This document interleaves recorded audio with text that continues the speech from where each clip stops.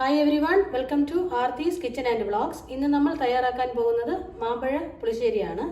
അത് എങ്ങനെയാണ് തയ്യാറാക്കാൻ പോകുന്നതെന്ന് വീഡിയോയിലോട്ടൊന്ന് പോയി നോക്കാം. മാമ്പഴ പുളിശ്ശേരിക്ക് ആവശ്യമായിട്ട് ഞാൻ ഇവിടെ 2 മാങ്ങ സ്കിന്നൊക്കെ റിമൂവ് ചെയ്ത് എടുത്തിട്ടുണ്ട്. ഇനി നമുക്ക് ചെറിയ പീസായിട്ട് കട്ട് ചെയ്തെടുക്കാം. മാങ്ങയൊക്കെ കട്ട് ചെയ്തെടുത്തിട്ടുണ്ട്. ഇതിലേക്ക് 1/2 ഗ്ലാസ് വെള്ളം ഒഴിച്ചു കൊടുക്കാം. ഇതിൻ്റെ കൂടെ തന്നെ 1/2 ടേബിൾ സ്പൂൺ ഉപ്പ് ചേർത്ത് കൊടുക്കാം. എന്നിട്ട് സ്റ്റൗ കത്തിച്ച് വയ്ക്കാം.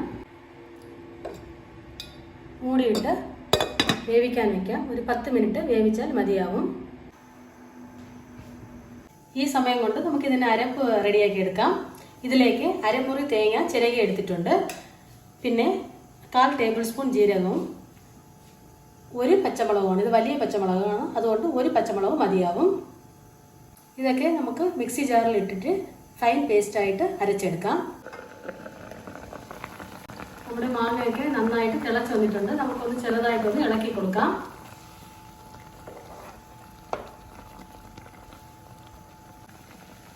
പത്ത് മിനിറ്റ് ആയിട്ടില്ല, ഒന്നുകൂടെ വേവിക്കാൻ വയ്ക്കാം.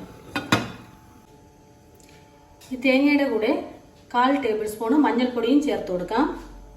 പിന്നെ കുറച്ച് വെള്ളവും ചേർത്ത് നന്നായിട്ട് ഫൈൻ പേസ്റ്റായിട്ട് അരച്ചെടുക്കാം. 1/4 ഗ്ലാസ് വെള്ളം ചേർത്ത് കൊടുത്ത് ഫൈൻ പേസ്റ്റായിട്ട് അരച്ചെടുക്കാം. നന്നായിട്ട് ഫൈൻ പേസ്റ്റായിട്ട് അരച്ചെടുത്തിട്ടുണ്ട്. മാങ്ങയൊക്കെ നന്നായിട്ട് വെന്തിട്ടുണ്ട്.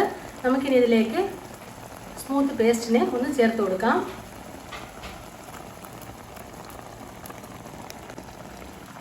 നന്നായിട്ട് തിളക്കട്ടെ. നന്നായിട്ട് തിളച്ച് വന്നിട്ടുണ്ട്. ഇനി ഇതിലേക്ക് മോര് ചേർത്ത് കൊടുക്കാം. ഈ സമയത്ത് സ്റ്റൗവിനെ ലോ ഫ്ലെയിമിൽ ആക്കേണ്ടതാണ്. ലോ ഫ്ലെയിമിൽ വെച്ച് കൊടുത്തിട്ട് നമുക്കിതിലേക്ക് മോര് ചേർത്ത് കൊടുക്കാം.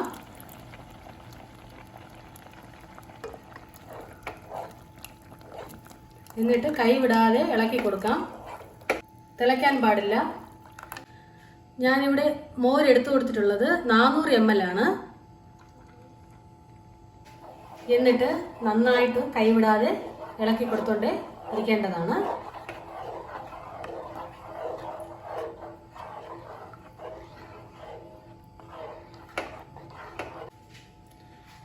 നമ്മുടെ മാമ്പഴ പുളിശ്ശേരി റെഡി ആയിട്ടുണ്ട്. നമുക്കിനി ഇതിലേക്ക് കടുവറുത്ത് ഒഴിച്ചു കൊടുക്കാം. ഒരു കുഞ്ഞു ചീനച്ചട്ടി അടുപ്പത്ത് വെച്ച് കൊടുത്തിട്ടുണ്ട്. ഇതിലേക്ക് 1 ടേബിൾ സ്പൂൺ വെളിച്ചെണ്ണ ഒഴിച്ചു കൊടുക്കാം. ഇതിലേക്ക് 1/4 ടേബിൾ സ്പൂണ് കടുക് ചേർത്ത് കൊടുക്കാം.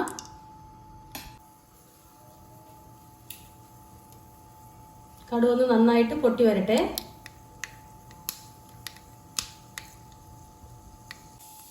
ഇതിലേക്ക് 1 വറ്റൽമുളക് പിച്ചിട്ട് കൊടുക്കാം.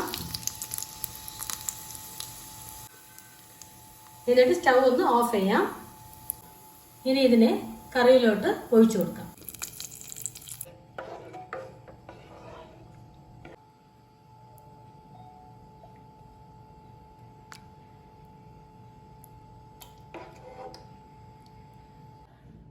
നല്ല പെർഫെക്റ്റ് ആയിട്ട് മാമ്പഴ പുളിശ്ശേരി റെഡി ആയിട്ടുണ്ട്. എല്ലാവരും ഈ വീഡിയോ ഒന്ന് ട്രൈ ചെയ്യണം. ഈ വീഡിയോ നിങ്ങൾക്ക് എല്ലാവർക്കും ഇഷ്ടപ്പെട്ടിട്ടുണ്ടാവുമെന്ന് ഞാൻ വിചാരിക്കുന്നു. ഇഷ്ടപ്പെട്ടിട്ടുണ്ടെങ്കിൽ ലൈക്ക് ചെയ്യൂ, ഷെയർ ചെയ്യൂ, കമൻറ്റ് ചെയ്യൂ. പിന്നെ മറക്കാതെ നമ്മുടെ ചാനൽ ഒന്ന് സബ്സ്ക്രൈബ് ചെയ്യൂ. Thanks for watching.